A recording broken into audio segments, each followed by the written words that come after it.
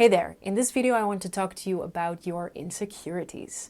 I want to explain to you what your insecurities truly are, when, how, and why they were created, and how you can work with them, understand them, so that you can find your personal power again and don't be so afraid anymore of what other people think of you.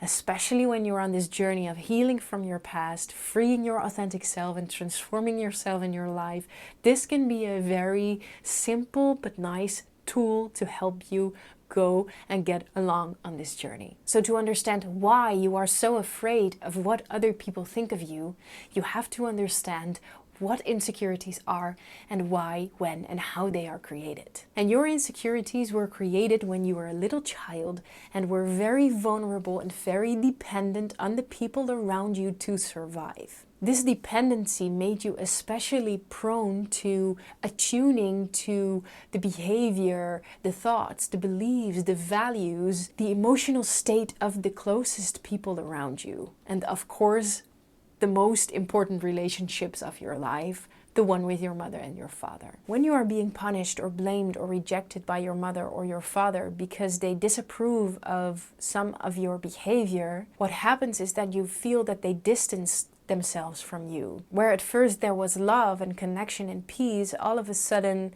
it feels hard and cold and lonely. So you feel very vulnerable and helpless. What happens then is because you depend so much on their love and their closeness and their connection with you to survive, is that you internalize the story that that behavior that I show to them is not good. I'm a bad person for doing this or this or this. I'm a bad child. I'm not worthy of love when I show this behavior. For example, you are a little girl and it's your birthday and you eat your birthday cake.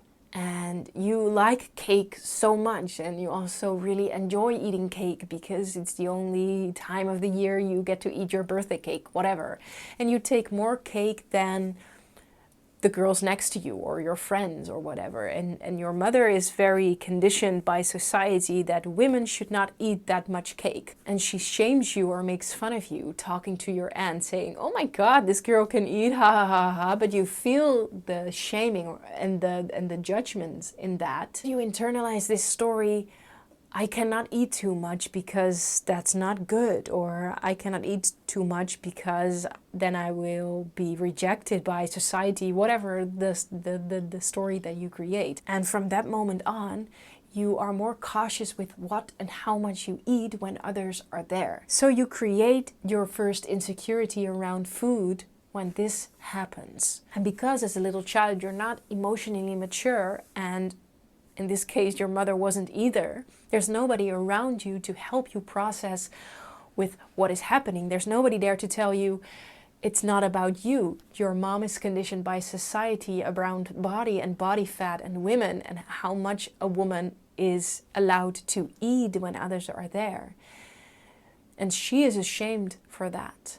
She has beliefs around food for herself and she's projecting that onto you. So what you do, the only thing that you can do is internalize this judgment, this blaming, or this being ridiculed, and you believe, I must be wrong. There must be something wrong with me for wanting this. And this is where the first split in your psyche is created, where you fragment yourself, where you reject parts of yourself and where you allow parts of yourself to be in your conscious reality. And this is just one insecurity that is created, but during your childhood and your most vulnerable years, and maybe even after that, you create a lot of these insecurities and fragmented parts or splits inside yourself because of what happens to you and you not being able to process what happens to you and to reflect on what is yours and what is theirs. So you live with all these fragmented parts and suppressed parts out of shame inside of you. And your insecurities, the thoughts you have, are a 100% reflection of all these suppressed, fragmented parts inside of you that you are not aware of anymore because you put them away in your subconscious mind or even further away because you are so ashamed or afraid of them. And then now in your adult life, you go out into the world and often you experience a lot of situations that are relatable or that look the same as the negative childhood experiences that you experienced where your insecurities were created. So your insecurities are constantly triggered. And here comes the interesting part. Because you are here watching this video, experiencing probably insecurities that you want to understand and work with and overcome or heal or integrate. And I always say we are not really afraid of what other people think of us. We are only afraid that other people will confirm the insecurities, the beliefs we have about ourselves that were already there from a very young age. So we are afraid that our biggest fears and insecurities about ourselves are being confirmed by the outside world. So the things that we are insecure about and that we think that other people think of us are actually the things we already think of ourselves and tell ourselves in our subconscious mind. So they are directly connected to the negative childhood experiences where these insecurities were created. For example, I have a lot of insecurities around being selfish, choosing for myself. And when I do that, I'm a very, very bad narcissistic person. And I had moments in my past where I was told that I was very bad for showing that behavior. So what I did was suppressing and stuffing away that part of me and shaming it, rejecting it inside of myself, being really afraid of it, because showing that part of me would mean that I would lose the love, recognition, and thus the safety inside my family home. So I'm really afraid that people will think that of me. And not because people just have these random thoughts about people being bad when they are selfish. No, I think that other people think that of me when I'm insecure because I believe that it's bad and because I'm suppressing that specific part inside of me. So I'm mostly or often the most afraid that people think I'm a bad person, that I think too much of myself, that I only do things for myself. And this is holding me back from setting boundaries, saying no, sharing my needs or my desires. This is holding me back from saying, I'm sorry, I feel afraid or insecure right now. Can you give me a hug or whatever? It is holding me back from expressing my truth because that would mean that I think only of myself and that I'm a bad person for doing that. Or in this example of the little girl eating too much cake, everywhere she will be in restaurants, ordering a dessert because she still likes cakes. She feels very insecure around that, and she will always ask people with her to share the cake with her. Well, actually she wants the whole cake, but that's not safe. So she has to share the cake, and she has these thoughts that if I take the cake for myself, they will think I eat too much. They will think I'm crazy. They will think I'm greedy, whatever she created around eating cake, right? But nobody around her has these thoughts about her. She's projecting her own suppression of that part inside of her onto others. So if you understand this concept, and if not, you can always ask questions below this video, right? But if you understand this concept, then you can understand that if you have insecurities or feel insecure, that it's not because other people really think that of you, but it's because you think that of yourself. And it's an invitation of the vulnerable, suppressed parts inside of you to start with acknowledging them again and to start accepting them again as part of your reality. So you do not even have to fight or heal those insecurities away or say, I'm not selfish. I will never do that. I am selfish. I think of myself often. I understand that it's important for me to do that because I'm an adult, grown-up woman now. I have to protect myself and think of myself. It's necessary in this world. It's a necessary need to survive, right? So I don't have to fight being selfish. I don't have to fight choosing for myself, setting boundaries, speaking my truth or sharing my needs. I just have to accept that I have this part inside of me and that I understand why it was created and what the needs of this part are. And it's the same for the example with the girl and the cake. She really loves to have and experience this joy on her birthday to celebrate life. She likes to eat cakes because it brightens up her day. So she has this need of fulfillment and joy, which is a very valid need. So behind every insecurity, behind every part inside of you that you have suppressed out of shame, that was rejected by your father or your mother, the school system, the religious system, the culture system, there is a very valid need. And if you understand what the need is behind the insecurity, after you have accepted and acknowledged the part inside of you, instead of rejected it, and you understand the need, then you can meet that need. Then you can ask yourself or that part or your insecurity, what do you need? How can I help you get your need? Instead of, how can I push you away and reject you more, right?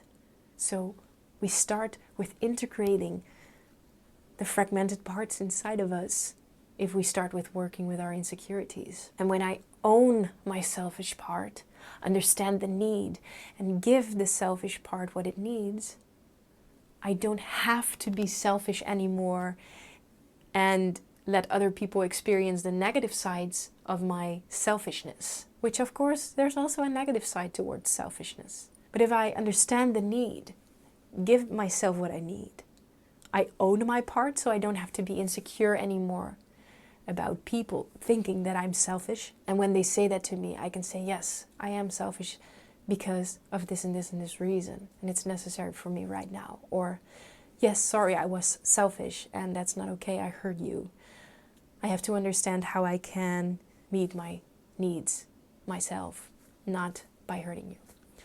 So you understand, right, that insecurities are here because they want your attention. They point you towards what is suppressed inside of you, and they have a valid need that they want to be met by you. And if you own those parts inside of you, if you own the parts that you are insecure about, if you accept that you are what you are insecure about, that there is a part inside of you that is, I don't know, what are you insecure about? If you are insecure about talking too much when you are around people because you were always told that you talk too much, you don't have to deny that you talk too much. You can say, well, yeah, maybe I do talk too much, but that's part of me. That's part of who I am. I don't think it's a bad thing. I really like that about myself, or I understand why I do it. Or I can ask that part, why do we talk so much? What's the need behind it? Do you want to be heard? Do you want to share your stories?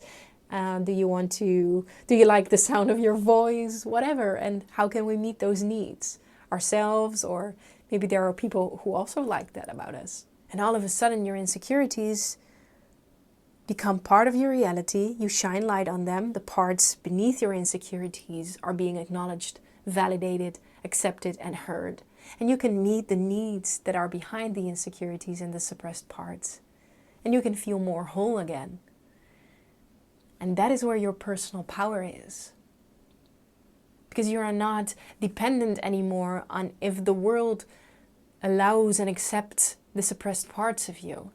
You allow and accept that yourself, and you understand why you are the way you are. You love it, you acknowledge it, and you use it to your advantage. And this will empower you very much, because you do not have this internal battle going on anymore. You don't have to be perfect in such a way that only certain parts and aspects of yourself are respected and accepted by the outside world, and certain parts are not. It's still a dependency on the outside world, right?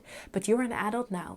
You can depend on yourself now, and you can integrate and gather all those lost and suppressed parts again, and go from fragmentation and split in your psyche to integration and wholeness and acceptance and allowance, meeting your own needs, and make sure that you do not have to be insecure again anymore, because you own now fully who you are. And now every time you experience an insecurity or are afraid of what other people think of you, or are afraid of what you are doing, you can now understand, wait, what am I insecure about?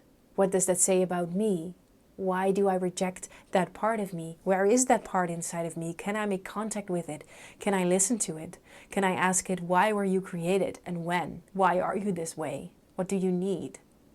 And how can I give that to you? And then how can we work together to heal, to accept, to create inner peace, or to transform ourselves in our life? Hey there, my name is Myrthe Glasbergen. I'm the founder of Beyond Psychology, and I'm also an occupational health psychologist, life and job coach, intuitive singer and creator. And I am fascinated about the awakening and healing of humanity. I strongly believe that healed people heal the world, and this is why I'm doing everything I can to help heal as many people as possible. So if you're on a journey of self-discovery, personal growth, transformation, healing, and you want to rediscover who you truly are and change yourself in your life, then subscribe to my channel for more videos on all of these topics. And if you want to help spread this message of awakening and healing, then please like this video, share this video, respond to this video, because that will definitely help. In my subscription, you can find a nice link to a free somatic exercise to start your healing journey. And you can also find the link to my online platform and community for self-discovery, healing, transformation, and growth. It's called Heart Journey, and it's here to help you rediscover who you truly are, heal yourself, transform yourself in your life so that you will use your talents and your gifts to make the world a better place. Thank you for being here and have a nice day.